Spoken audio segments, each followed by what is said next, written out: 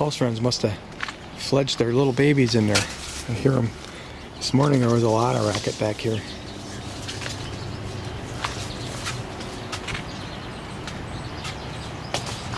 Must be out.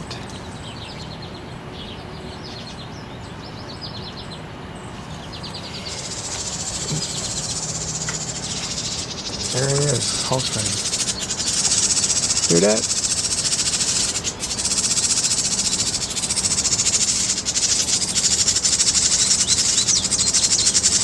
That's a baby right there.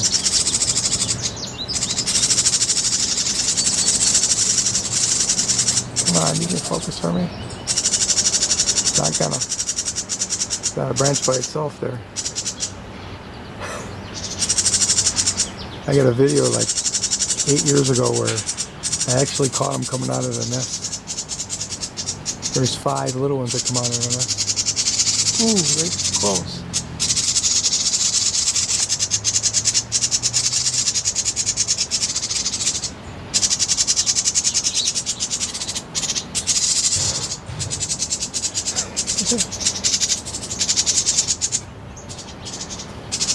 That's pretty cool, unless the babies are still in here and it's just the parents that are screaming.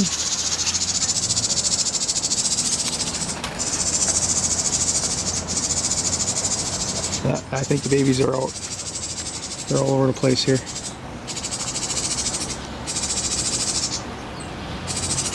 That's pretty cool. Oh my god, I just saw that sparrow eat a Japanese beetle.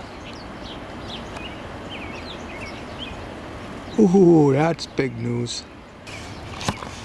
That's one of those red-headed sparrows right there. Ooh. I don't think he can squeeze to the chicken wire. He must have went through this little opening here by the gate. Yeah, there he is.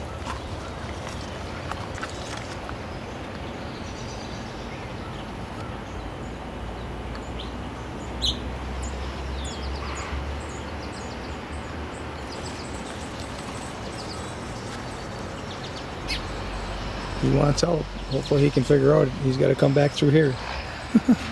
Well, there's plenty of food in there if he stays in there for the day. The red currant bush is dropping a lot of berries now, so I got to get him. It's now or never. See him all over the ground. Alright. There's my seat, and there's the bowl. And there's the bush. No longer decorated with red berries because they're in the bowl. Definitely a quart, maybe enough for a half gallon, but this is slated to be a vinegar experiment. So we're going to find out if it makes good vinegar. These are Perfection red currants. I'm out here snacking after eating my recipe called Decadent Perch. So now I'm going to snack on ground cherries, which are falling all over here now. And it's going to continue to do so until freeze up, which is a lot of months away. And I might even be able to get a couple peas. No, that's not good. That's not good. If you squeeze them just a little bit, you can feel if it's not tight, then they're not fully developed. Well, maybe I won't get any peas. I kind of thought I was. No. Nope. Ooh, it's close. Ooh, this one might be. Yeah, there's a tight one. It's small, but I recently found out that green peas have zinc. I think it's very important to our digestion. There. Look at that, hey.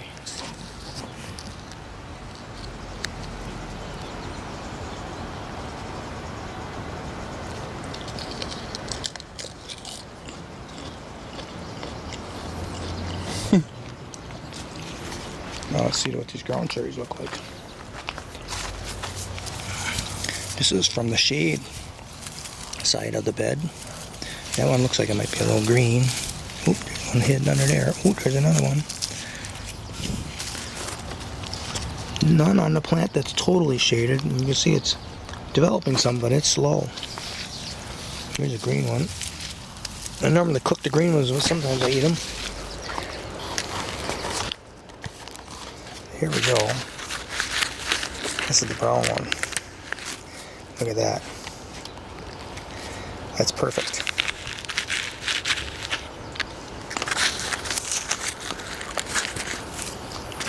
A little green. There's some yellow in it. Ooh, there's a nice yellow one. This one's probably going to be green. Yeah. Normally cook them, but I'm going to eat one. Not too bad.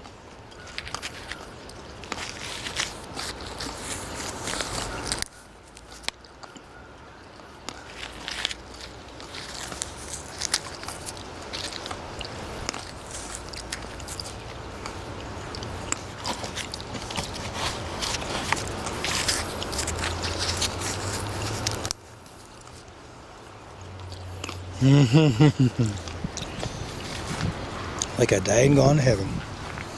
Oh yeah. We are forecasted to receive some heavy downpour rains again tomorrow, and plus we're having high humidity starting today.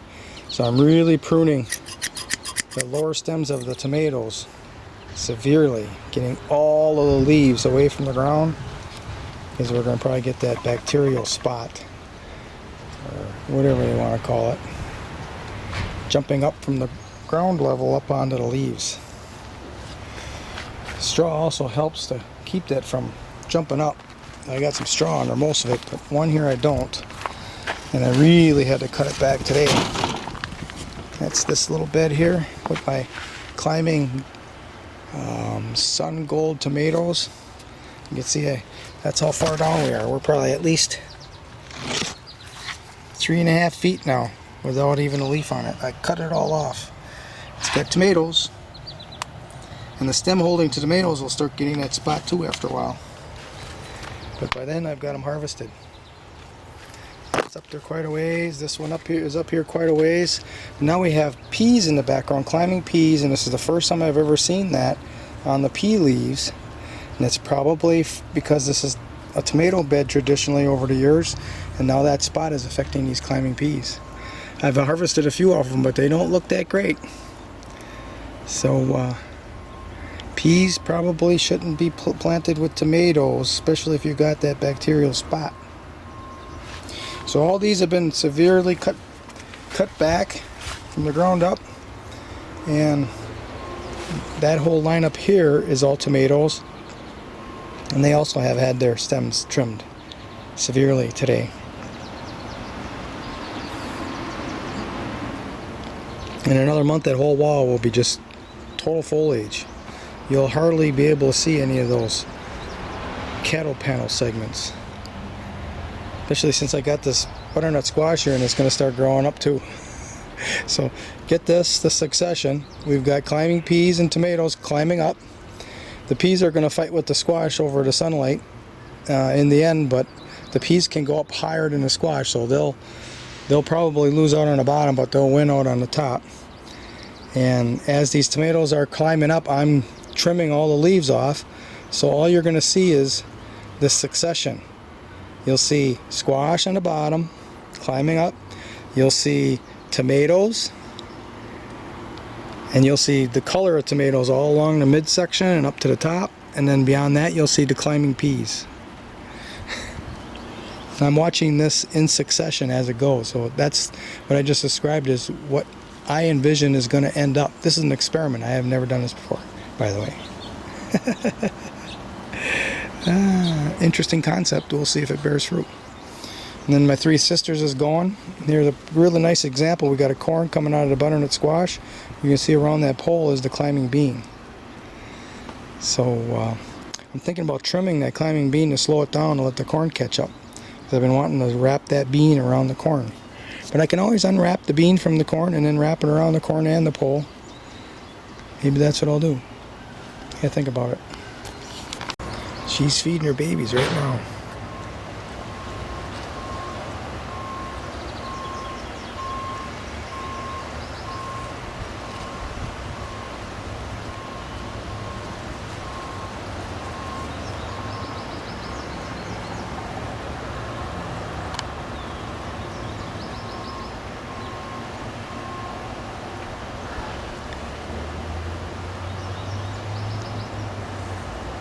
Cardinal joy right there. Big humidity right now and a huge rain. Downpouring rain predicted for tonight or tomorrow morning. So this garlic's gonna come up right now. Oops, they've disappeared from the bed. Now I got them strung up. All I have to do is hang them in the shed. So I got the larger cloves in this bundle. I like to replant the largest, these are the largest bulbs. I like to replant the largest cloves because I think they have the most energy to make it through the winter and get a good start in the spring. And these are the smaller ones. I probably won't find too many very large cloves in here, so I'll designate those for eating. I got some more white ones that were mixed in, including one little elephant garlic. You can tell this is growing in complete shade, and it made a yield. Not much, but it's a yield. Something you normally don't get in deep shade like that. And what is that? A yield. Here they are hanging in the shed, along with a whole lot of other crops. See, they're still green, and these other ones I harvested a week or 10 days or even 2 weeks ago, they're drying out nicely now. When the stem is totally dry, that's when we can take it away, cut it apart and store it. But if we don't wait for that to dry out, then it can cause mold in there. I don't know precisely how long it takes, but I let them sit for at least a month, and sometimes I'm lazy, so they're hanging in here even longer. This is going to be smaller garlic, and I'm harvesting it. I'm going to be turning this into a pocket garden. So I'm taking it all out of here. This is cloves that I didn't get, or bulbs that I didn't harvest when I had a big bed in here last year. I just skipped over them or whatever for some reason. They're coming out now. Here they are. They're small. This one here is a little bit larger, but still it's a small. Now, what I do is I'll save these for the winter, and when you got some crappy weather and you can't go ice fishing or do anything outside, that's the time to mess around with these little ones for a meal. Now here's 2 bunches here that I left together. I want to highlight that this was actually a clove that was left in the ground, and each one of these, or a bulb that was left in the ground, and each one of these represents a clove. So now that clove divided, but they were so close together they didn't have a chance to really grow into anything. There's another one here. Not that they're anything special, I just want to highlight that. I looked up here before. I forgot all about the choke cherries. They're almost gone. Birds are probably eating them. Well, I'm going to get to have a chance at some of them.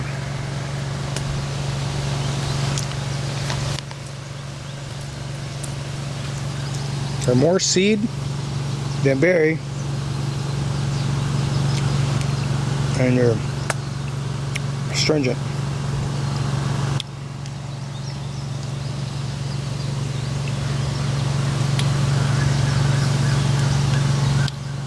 I have to be good for you. There's a whole bunch of them. I got 3. I noticed in my potato onion bed there's a tree coming up, and that sure does look like an American persimmons.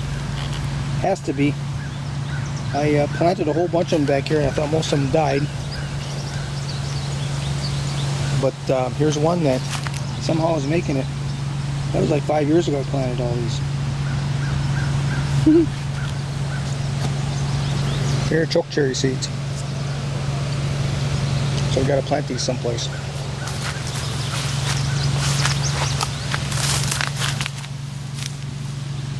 There. See if it can grow there. This is a total freaking waste of fuel. I got them. At least 2 of them anyway. Those are voles. I'll take them out of the traps. Voles. And one trap still had some bait left in it, which I was using walnuts. So I think I got the 2 that were in here. They ate my black salsify and they started to chew on the beets. They got into this enclosure that I made. I don't think from this plastic side, but they came in from the hardware cloth chicken wire side. They can climb the fence. I don't think they can climb this. Maybe they can jump over, but how do they know what's in here to jump in there? They don't want to spend that energy. So now these voles are going to become fertilizer. So look at all the worms in here, red worms. This is the pure compost from this year. I'm growing 3 sisters here. I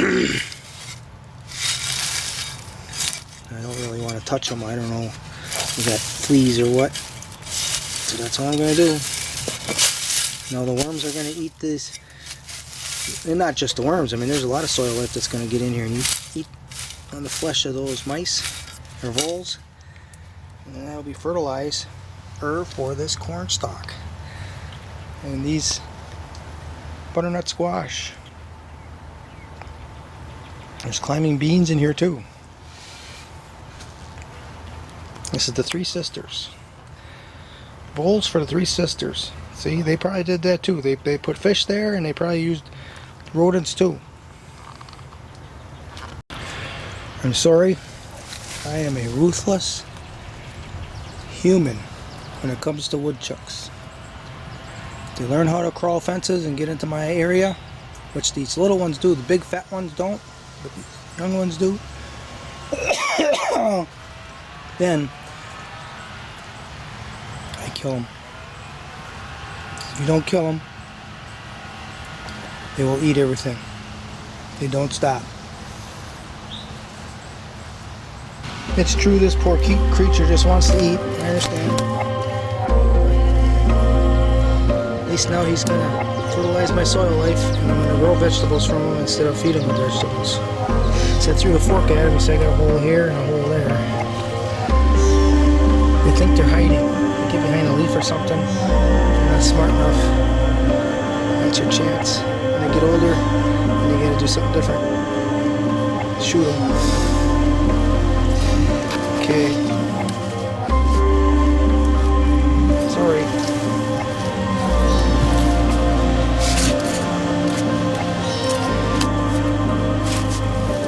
Commit you to the soil. Sorry your life was so short.